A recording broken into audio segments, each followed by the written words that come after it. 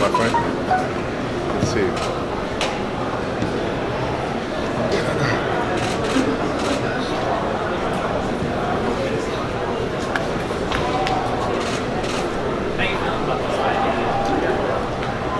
Feeling very confident. Confidence is through the roof. I know the magnitude is extremely high, but I feel like this is my first rodeo, so I'm looking forward to thriving in that feeling, having a great camp, and giving it my very best come May 4th. Dan, you already fought Triple G. How much did that fight prepare for like this? Tremendously. Anytime you can go 12 rounds with a guy with an amateur background and champion, former champion, the heart and skill of Golovkin, it adds value to you. Whether that's experience or confidence, whatever the case may be, I've definitely gained from the Golovkin fight. What did you learn from the most part? Mostly, it's kind of hard to say mostly, but like I said, just experience overall. I've gained different things, but the experience to allow me to go 12 rounds at the highest level. And the confidence, I'm sure, too. Absolutely, I mentioned that, yeah. Danny, can you win a decision in Vegas, given the history? We don't know. My job is just go in there and do what I have to do. Obviously, we want to put attention on the judges to make sure that everybody is accountable for it, like I've said in the past. Canelo is a big entity to the sport of boxing, and he has that effect. But my job, as my trainer said, is to go in there and have the mentality like you don't get paid for overtime. So if I can make sure that I have a decisive win every round, or put it in my hands and create a knockout, that's the game plan. So Andre, as a cornerman, are you going to keep that in mind, that if you think you win a round by an inch, you want a yard? In other words, just keep going, just telling him, hey, we're kind of in Vegas. Do you keep reminding him that during the fight? Well, of course, we're coming into this fight expecting only the best from what we do, and Danny's going to be well prepared. He's going to be... sorry not to cut you off. I think the bigger question is, why is that even a thing? I mean, if this is the sport of boxing, why are we even acknowledging the fact that if you don't do well, or if you win the fight, but if you don't win decisively, then you know you're not going to get the nod. Like, why is that even a thing? You know what I mean? Why can't this just be a fair sport where the best man wins the fight? I hate the fact that we kind of keep talking about the judges. Should it be a thing now? It shouldn't be a thing, no. Do you think it should be, given some of the scores that have been turned in high-profile? Absolutely, of course, and this is my point, I get it.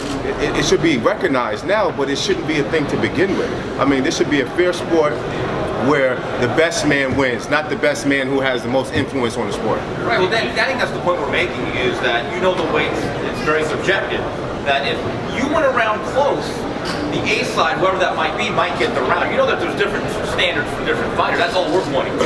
We're not I understand exactly. I'm very aware of what you're pointing to, but I just hate the fact that that even exists.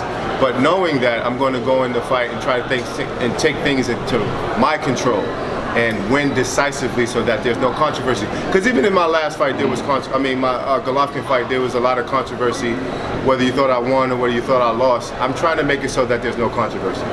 Canelo's 3 fights at 160, and then Chavez, and then Triple G twice. He's never fought someone as tall and reachy as you. And skilled. Do you think that's going to be a hard combination for him? Absolutely. So I've mentioned in the past that Canelo has fought guys that are bigger, he's fought guys that are faster or better boxing ability, but all of those things in one night, I don't think he's faced before. So I think he has a lot of challenges come May 4th. In terms of style, the sport being subjective, how do you fix the problem with the judges? Take things into my own hands, right? But not only that, put spotlight on the judges and put spotlight on the actual situation, so that everybody's accountable for. So if there is a bad decision, then there needs to be something that, there needs to be some action taking place, period. Do you think, I know that the 2 fights Canelo had the most problems with was Lara and Floyd. You know, they put lateral movement on him and stuff, but you said we're going to bang when he wants to bang. But Andre, this is a question for you too. Are you better off boxing from the outside more so than banging in this fight? I think when I mentioned the quote that I said before with the bang if you want to bang, that's just my mentality in general. And I'm so confident that I believe that I would win that exchange if we were to go toe-to-toe together. So that's what I meant. But yeah, we have a game plan, but I'm ready for whatever. That's what I meant. Andre? The only thing I have to make sure is that I reel him in because he really wants to smoke this situation out. So I have to maintain control and make sure that Danny understands you can win this fight many ways. He wants to be exciting. He wants to give the fans all that they've come to see and their money's worth. And he can do that easily, but I just want to make sure that he does it safely. Danny, It's how part of much that. It's part of that also when you talk about your bang, is that there's going to be moments in the fight where you really want to leave an imprint. Yeah. You know, Absolutely. You don't want to just win the round. Absolutely, and that's what I mean. I want to leave every round to where there says, or to where either the fans or the judges say he did something spectacular or something big, whether it was a highlight that we can go to or whether it was a combination, whatever it is. I want to be able to do that every round, opposed to just going to the game plan, using my lateral movement, boxing, the things that I know I can win with. So now that you've spent a bunch of time with Canelo on the road, Mexico, New York, what's your take on him as a person? He's a great guy. Take nothing away from him. He's extremely humble, nice guy. Have great conversations every time I'm with him. His team are very respectful. This has been a great press tour for me, great experience for me. Nothing bad to say about the guy whatsoever. I'm just looking forward to what he has to offer May 4th. What does he have to bring in the ring? What does he have to offer in the ring? We have yet to see. Only time will tell. What do you see in him? Andre, what do you see in his style? He's consistent. He's a really good counter puncher. He takes a good shot. And those are all the traits he's going to have to definitely have to deal with Danny on May 4th. And that's not going to be enough. Daniel, with him being in 2 close fights with Triple G and you obviously being in a close contested fight, are you using the promotion tour to also call attention to bad scorecards where if you for somehow 100%, yes. fall victim to this? 100%, and it's not, and I mean, I know Canelo alluded to me saying me making excuses, but it's really not making excuses, it's bringing attention to an issue. If it's not an issue, then tell me it's not an issue, and I won't go forward. But we know through the history of boxing and through the history of Canelo's career, it has been an issue. So for me bringing attention to it is not me complaining, because I truly in my heart feel like I can beat Canelo. And what are going to be your main takeaways from Triple G's performances, having faced him as well too? What are you going to be picking and taking away from that, kind of evolving into your own game plan? Very little, because in both fights there was 2 different styles of Canelo. So we don't know what style is going to show up come May 4th.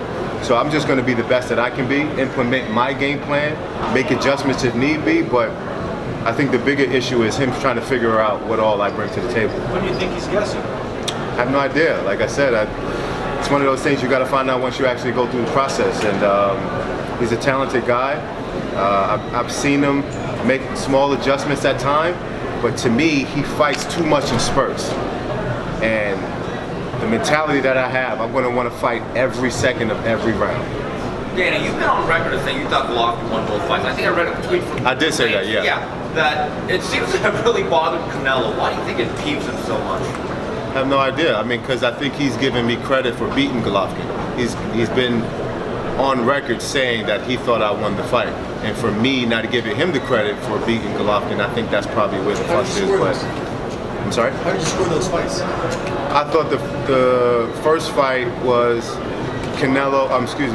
Golovkin by unanimous decision, and I thought the second fight was Golovkin by split decision, or it could have been a draw. Did you actually score them, or were you just like hiding them? I actually scored them. Yeah. When you spend that much time traveling, Can somebody get their phone, please?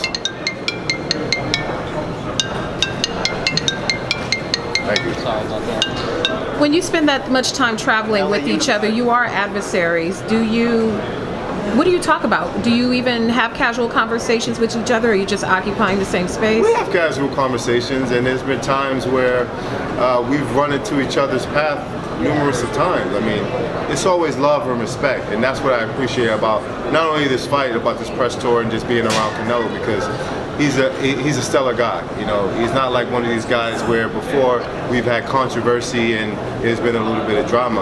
I like to pride myself with being respectful, especially respectful to the opponent who I step in the ring with. So the fact that it's reciprocated. I appreciate that. You've already been on this kind of stage with the Golovkin fight. You haven't done this kind of press tour. You know, Mexico, New York, LA. Are you enjoying it? What's it like? It's been a phenomenal experience, and for me, this is everything that a fighter wants to gravitate towards at this particular stage in his career. It comes with the territory, so I know it's deserved because I'm a champion, and fighting another champion of this caliber, I know this is what's to be expected, but I've just been enjoying every process, every moment, and soaking it all in. Even though you're already a champion and you've been a big name in boxing for a long time, do you feel like now you're really truly arriving doing this kind of stuff? Well, here's the thing, there's levels to this game, and I understand that Canelo is the peak of superstar when it comes to boxing. I mean, he just signed the biggest contract in boxing as far as the numbers go, so he's a figure. He's a big figure in the sport, and I know that I had to elevate myself to that level, and I know a victory over Canelo, a decisive victory, will get me in that direction. Is that what's pushing you really more than anything right now? You see you can be like the guy? What's pushing me is just to simply be the best that I can be, and having another man inside the ring not being the victor over me. I want to hurt every person that's in that ring. When that bell rings and I'm looking across the ring, that person wants to stop me from feeding my family. That person wants to stop me from fulfilling my dreams. So anything that I have to do to stop that and prevent that, I'm going to do that with mean intentions. Does it like Michael says, building on it, does it mean something to you to be like that crossover, transcendent boxing star, the guy that, you know, will get all the guys going? Well, here's the thing. Because you have the ability to connect with everyone based on your life story. Right, absolutely. And that's why I'm grateful for, because my life and my story resonates with a lot of people throughout the world. So I'm not worried about becoming a bigger star or that's really not my focus. My focus is to become the best champion inside the ring, because I'm already, in my opinion, the best person outside of the ring. And I set a great example for those that follow in the same footsteps, especially people that come from my neighborhood. I give a lot of inspiration and hope to those guys. So I'm doing my job on that aspect. Everything else is really not in my control. You know, because a big fight like this, sometimes it spurs the fighters on to talk trash to sell the fight. Is there no chance of that with you and Canelo? Do you think that's a good look for the sport? It's not who I am. I mean, I've done it before because of the opposition. It was in them. And if you want to be about it, I'm about it at the end of the day. But truly who I am as a person, I like to show respect. I like for the fans to see that as fighters, being that we always have negative things that's placed on us based off the past, whatever the case may be. I want to show and be a stand-up guy for the sport and represent the sport the right way. Because when we step outside the door, we're not just representing ourselves. We're representing everybody in this whole column. Yeah, does it mean a little extra to have a big marquee fight in Vegas on Cinco de Mayo weekend? Yeah, because I mean that's been, for the history of time, for a long period of time, that's been the weekend for the biggest sport, for the biggest boxing events. Floyd Mayweather took it over, then Canelo, and I'm just happy to be a part of it. But I'm coming in there with intentions to win. I'm not just happy to be a part of this event. When you saw the fight Canelo and Golovkin ran last time, but Danny's picture there, well, when I was watching the fights with Golovkin and Canelo, I wasn't really putting myself in the position of what would I do, or how would the fight be different. I'm just taking little things out because I know that I'm a different style than Golovkin, so I can't put myself in that same position. I know Canelo's going to face something different, so he's going to show something different, and that's what we're prepping for. We're prepping to implement our game plan, but if there's need to be adjustments, then there'll be adjustments. Jeandra, what was your perception of Canelo in Mexico? How do you think he was received there, and how were you received? And what does that kind of a meaningful moment have added influence to your Cinco de Mayo? Well, first off, the experience in Mexico City was an absolute superb experience. They showed me and my team a tremendous amount of love and respect, and the notion that we got out there was that it's 50-50 as far as fan base with Canelo. Most people love him, and the rest of the people want to see him either lose or they don't respect him as a champion for whatever reason. I don't know, this is just what I was told.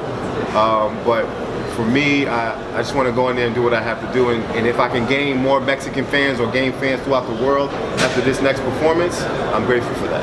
Andre, does Danny have to be more of a boxer or a puncher? No, Danny has to be what Danny always has been, an amalgamation of many styles and capabilities. And if Danny is what Danny always has been, one of the most exciting fighters on the planet, then look out. It's going to be a stellar performance out of Danny. He can do all of it, and I know he will do all of it. And when it's necessary, we might do other things, but he's ready to be excited. And that's what he does. Would you prefer a more aggressive Canelo, like the one that faced Golovkin in the second fight, when it's on his front foot a little bit more? I honestly would, because then he'd walk into fire each and every time. But I don't think that's going to happen. Danny is super aggressive, and when he brings the storm, look out, lightning bolts and everything. His thunder hurts, so you know what the lightning's going to do. And I don't think he's going to do that. I think Canelo's going to try his best to work the perimeter, and he might even have us trying to catch up with him. But nonetheless, we're going to be ready for everything, and we're going to give you guys the most exciting fight you've ever seen. You'll be coming to California a little bit for training camp? Yeah, we're going to spend most of our time in New York in the training camps there, and then we're going to, the remaining portion of our camp, we're going to spend on the West Coast. Yeah, so we're still trying to figure the process of that part out, but we know for sure we're going to be on the West Coast. What would it mean to bring the titles back to Brooklyn? It would mean everything. I remember seeing Zab Judah years ago when he was undisputed champion. That infamous picture that he had with all of those belts always resonated and stayed in the back of my mind, because I've always wanted to accomplish that. Brooklyn Knights have this thing where we're very prideful. We set tones, we set trends, and I want to be able to continue that legacy. So I thank all the guys who've inspired me and set the way and set the tone before me, because it is motivating me something serious for this fight. Prideful, just like the fighters from Mexico. Absolutely, yeah. So, and that goes for a great battle, because the Mexicans are very prideful. The Mexican style is come forward, mano y mano, and that's the Brooklyn style as well. You know, so it's just all the ingredients of just a stellar, amazing fight. Is it going to be an even better fight than the Golovkin rematch was? We have yet to see. I mean, I know that people are saying that it's Fight of the Year candidate, but you know, only time will tell, because it could be a knockout, a first round or third round, and then you know, the Fight of the Year might be out. So we have yet to see. That's why I love the sport of boxing. But when you're prepared for anything and you've trained for everything, then everything is a piece of pie from that point on. The hard part is in the gym. The easy part is inside that fight. Yeah, you mentioned you learned a lot fighting. How much did you learn preparing for a high-profile fight like that? What from that can you take into this one? Say that one more time, I couldn't hear you. Oh, I'm sorry. You said you learned tremendously fighting Golovkin in the ring. Was there anything you learned preparing for a high-profile fight like Golovkin? Yeah, just learn how to gauge yourself and learn how to rest. I think that's the most important thing, because when you get up for big fights like this, all you want to do is train. And you forget about the crucial parts, that the body actually needs rest, the body needs the proper nutrition. So things like that we've been able to educate ourselves more and get the benefits of. And it's been showing. So for me, I'm just excited to really put everything together come May 4th. One more question and then the trajectory of your career has changed in the last couple of years after you made the adjustment with your leadership. Are you having fun at this stage in your career? Would you call this stage of your career fun? Yes, ma'am. I would say that this is the most blissful stage of my career, because obviously there's no secret to what I've been going through or what I've gone through in my life outside the ring. And becoming a champion was my goal. I've accomplished that. Anything else after that is icing on the cake. So however big it gets, to me it's still icing on the cake, because I have a second chance at life. I have a chance to come in the ring and still perform in front of people and do what I love to do. So, you know, regardless of the amount of success I have, I'm already content with what I've already accomplished, because it wasn't promised. So thank you guys very much. I appreciate you guys. Thank you guys.